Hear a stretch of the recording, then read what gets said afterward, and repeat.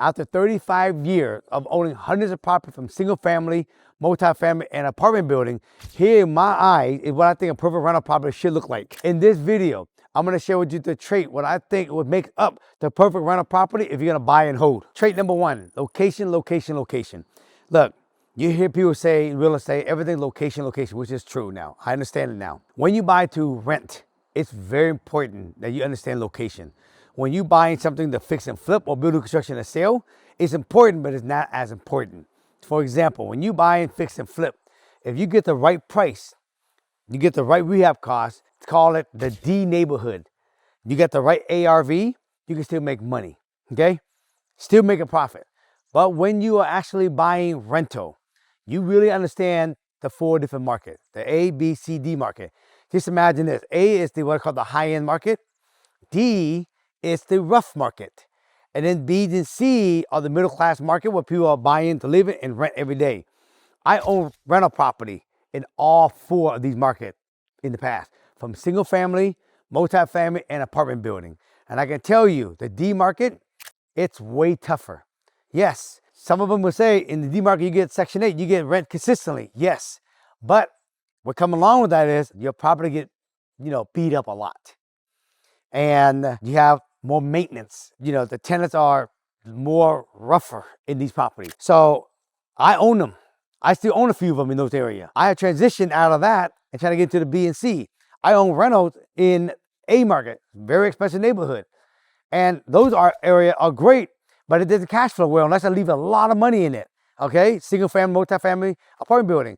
So I've realized the B and the C market is great when you buy rental because the ARV is still high. It has good appreciation, but the rent is also high that actually will cover the mortgage in these B's and C. So when you buy rental, you got to make sure you find the B's in the C market. That's where the everyday market is. If you're going to buy property, that's the key for rental. Trait number 2, property type. This is where, when you got to understand where to buy, then you got to ask yourself what type of property you want to buy is the next trait. So, do you want to buy single family? You want to buy duplex? You want to buy triplex, fourplex? That's considered all single family. Or do you want to go bigger beyond 4? Anything above 4 is considered commercial property.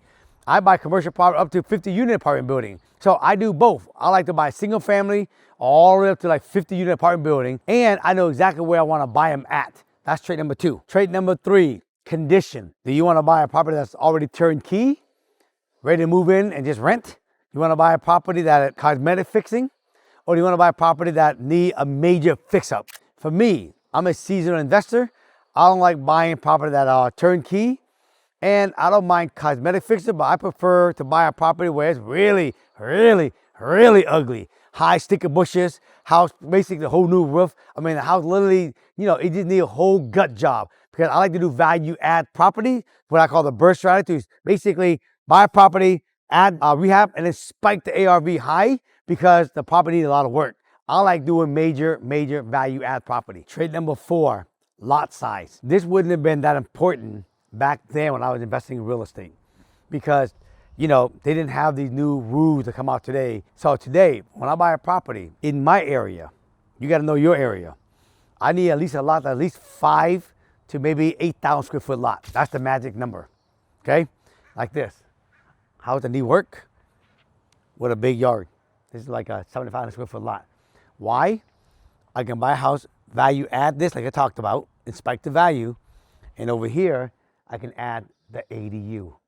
And that lot is free with the property. So lot size mattered now because ADU strategy are here. Trait number 5, bedroom and bathroom configuration. In a perfect world, what I like to buy a 2-bedroom, 1-bath fixer-upper with room to expand. So in Seattle, we have a lot of property that have basement. I like to buy a 2-bedroom, 1-bath fixer-upper with an unfinished basement. So that way when I rehab and add value to the upstairs, I can add value by putting more bedroom and bath and even a kitchen downstairs to make it a 4-2 versus 2-1. But when I buy a 2-1 as a fixer, I'm buying it at the lowest price because it's only a 2-bedroom and it needs a lot of work. Now, some of you guys and gals, you don't have basement. Like for example, a house like this. This is a 1-level house. I will buy a 2-bedroom, 1-bath and then look for room to expand. So you see that garage right there? What you can do, you can actually turn those garages into basically ADUs, right? In California, they call them junior ADU. So you got a 2-bedroom well house, but then the garage become a junior ADU, like a little small, 400 square foot ADU. And this is how you actually spike value and get higher rent. If you like what you hear so far, if you've been thinking about investing in rental property, and you want to know how to buy the right rental with the right trait so you don't lose lots of money, check out the link in the description. Go book a call with my team. Trait number 6, zoning. Zoning is one of the key factor also, because zoning will actually dictate what's the highest and best use you can do with the property. Today now, with the zoning single family, they allow ADU. When you buy a house, you build a house, you put an ADU in the backyard. You could never do that, because in order for you to have 2 houses on 1 lot on a single family, you need to have multi-family zoning. Today, single family zoning, you can do 1, 2 ADUs in the backyard. That's considered multi-family. Now, if you actually own multi-family, you can actually buy a duplex. Like in San Diego, one of my students just did a property in San Diego. He bought a duplex and he had a backyard. And in San Diego, if you have a duplex, they let you automatically have 2 ADU in the backyard. And that's literally pretty much how it works in Southern California or state of California.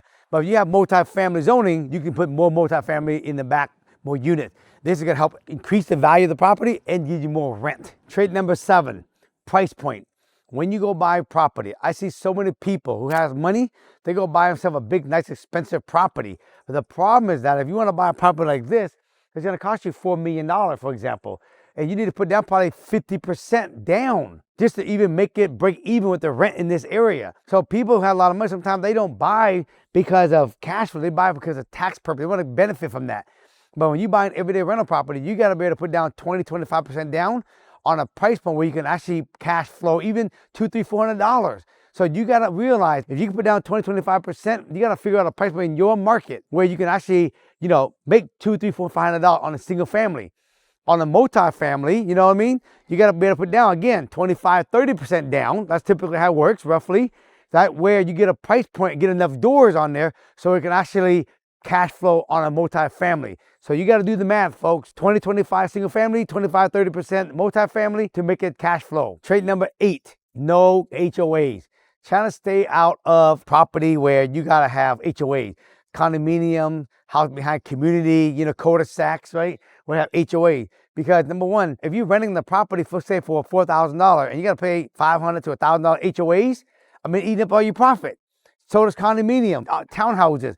Stay away from HOA. Plus, there's so much restriction on it. They make you do. You can't paint the house a certain color. You can't do certain things. And if you want to do ADU and have big yards, you can't do ADU because HOA basically have all these restrictions. Stay out of there. Not good. Trait number 9, buying property on a corner lot. I love it. People don't realize how powerful this is, okay? See this property behind me? That's a cosmetic fixer. So that's already a plus. You gotta know I talk about condition, okay? This property here is in a B neighborhood.